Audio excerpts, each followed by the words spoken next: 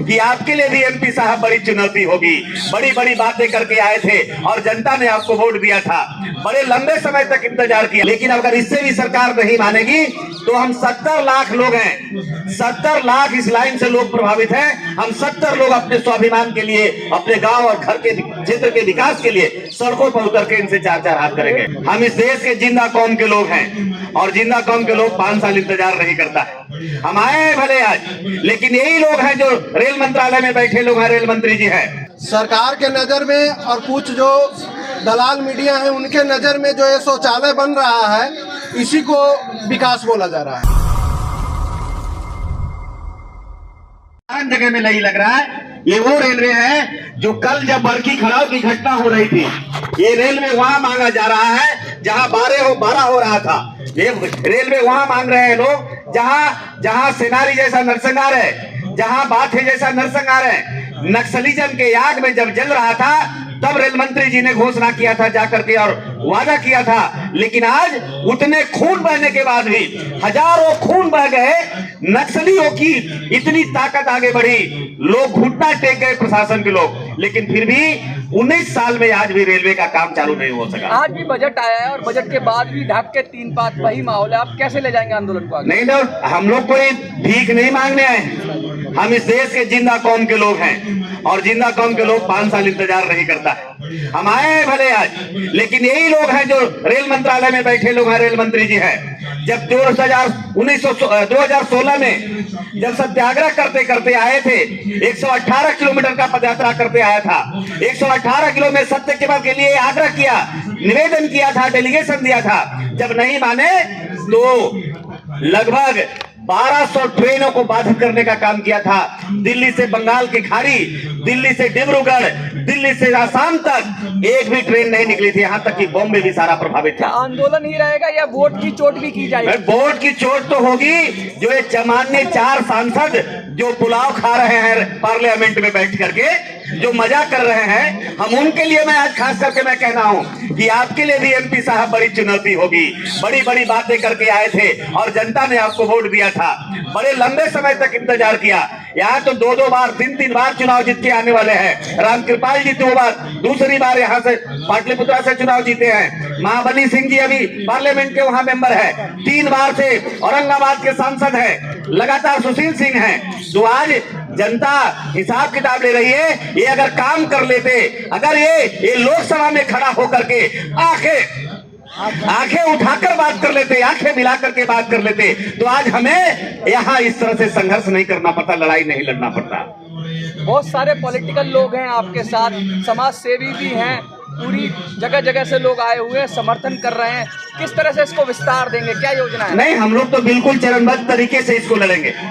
आज ये लड़ाई हम लोग यहाँ शुरुआत किए हैं, जबकि इसके हमारे छोटे भाई अजय जी ने 2004 से ही लगातार लड़ रहे हैं। लगातार पदयात्रा हो रहा है, लगातार प्रदर्शन हो रहा है, लगातार धरना हो रहा है, लगातार रेल रोको आंदोलन हो रहा है, लेकिन अगर इससे भी सरकार नहीं मानेगी तो हम 70 लाख लोग हैं, 70 लाख इस लाइन से लोग प्रभावित हैं। हम 70 लोग अपने स्वाभिमान के लिए, अपने गांव और घर के क्षेत्र के विकास के लिए सड़कों पर उतर के इनसे 4-4 हाथ करेंगे।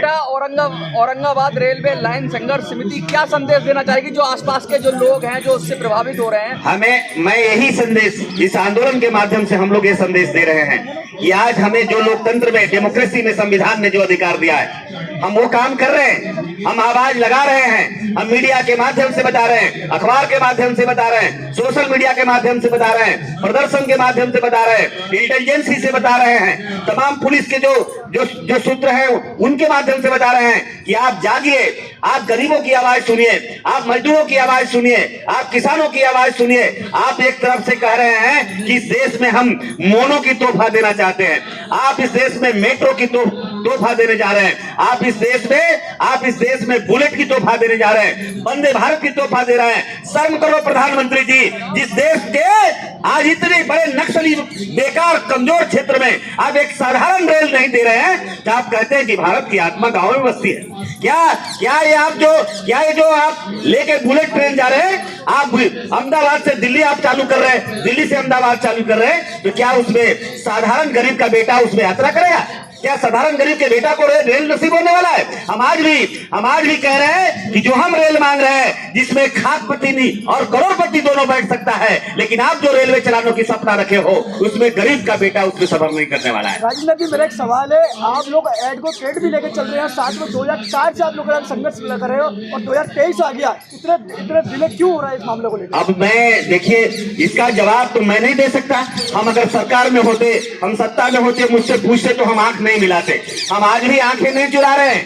मैं कायर नहीं हूं, मैं नकारा नहीं हूं कि मैं आंखें चुरा रहा हूं। हम कल भी बोल रहे थे, हम आंखें में आंखें मिलाकर बोल रहे थे, और आज भी हम आंखें में आंखें डालकर बात कर रहे हैं। हम आज भी संघर्ष कर रहे हैं, कल भी संघर्ष किए थे, और आने वाला दिन में भी हम संघर्ष करेंगे। तो आपका साथ में जो एडवोकेट है, उन्होंने पिटीशन क्यों नहीं लगाई कोर्ट में?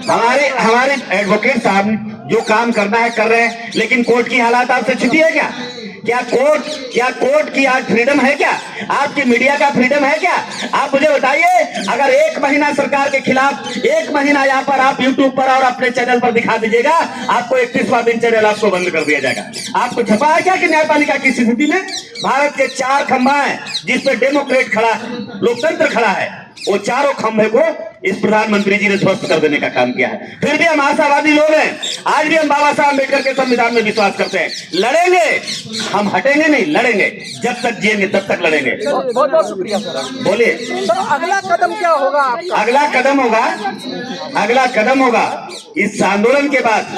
अभी हमारे साथी कन्वीनर इस आपको संबोधित करेंगे और आपको बताएंगे विस्तृत आपको, लेकिन हम अगला कदम बता रहे हैं। हम इसके बाद में गांव में जन जागरण चलाएंगे।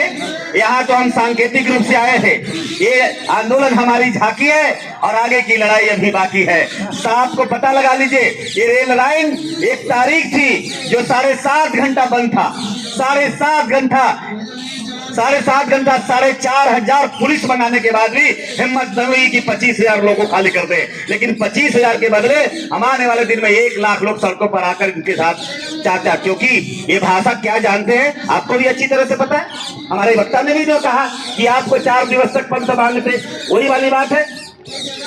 रिक्वेस्ट करते जाओ, आग्रह करते जाओ। आग्रह की भाषा ये नहीं जानते, ये जलाने की भाषा जानते हैं, ये नफरत की भाषा जानते हैं, ये तोड़ने की भाषा जानते हैं, ये नुकसान करने की भाषा जानते हैं। तो आज भी मैं कहता हूं, वफा करोगे, वफा करेंगे, सितम करोगे, सितम करेंगे, प्यार करोगे, प्यार करेंगे, नहीं तो जो तुम करेगा वो हम करेंगे, जो तुम करेगा वो हम करेंगे। अब पीछे कहाँ हटने वाले हैं? तो राजेंद्र जी, क्या आप सरकार को धमकी दे रहे हैं? सरकार को धमकी? सरकार ही हमारी है, सरकार हमने बनाया है। अगर हमसे नाइंसाफी करेगा, हमसे अगर बेईमानी करेगा, हमसे अगर दगाबाजी करेगा, हम बिल्कुल पीछे नहीं हटने वाले हैं, क्योंकि हम सरकार का एक हिस्सा है। और हमारे कन्वीनर साहब आपको अपनी बात को रखेंगे। सर, सरकार कहती है कि देश तरक्की कर रहा है और आप यहाँ आंदोलन कर रहे हैं। देखिए, सरकार और कुछ मीडिया बंधु, सरकार के नज़र में और कुछ जो दलाल मीडिया है उनके नज़र में जो ये शौचालय बन रहा है, इसी को विकास बोला जा रहा है।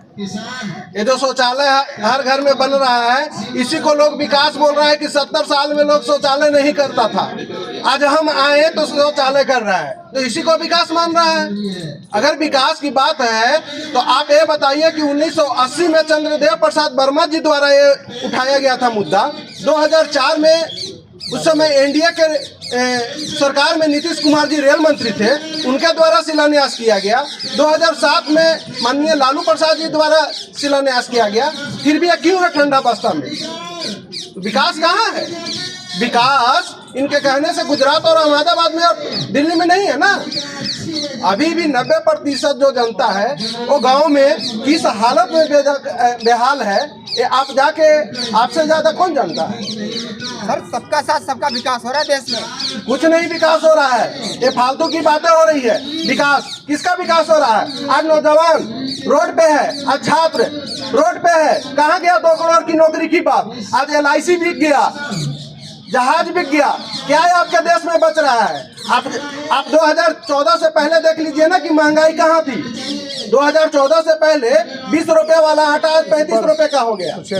80 करोड़ लोगों को मोदी जी खाना खिला रहे हैं। आप 14-15 मिनट का हो गया। 80 मिनट का खाना सर खिला रहे हैं 80 करोड़ का, तो कहने का मतलब ये है कि हमको रेल नहीं दे रहे हैं ना, हमको रेल देवे। रेलवे पर बात कीजिए, रेलवे पर बात कीजिए।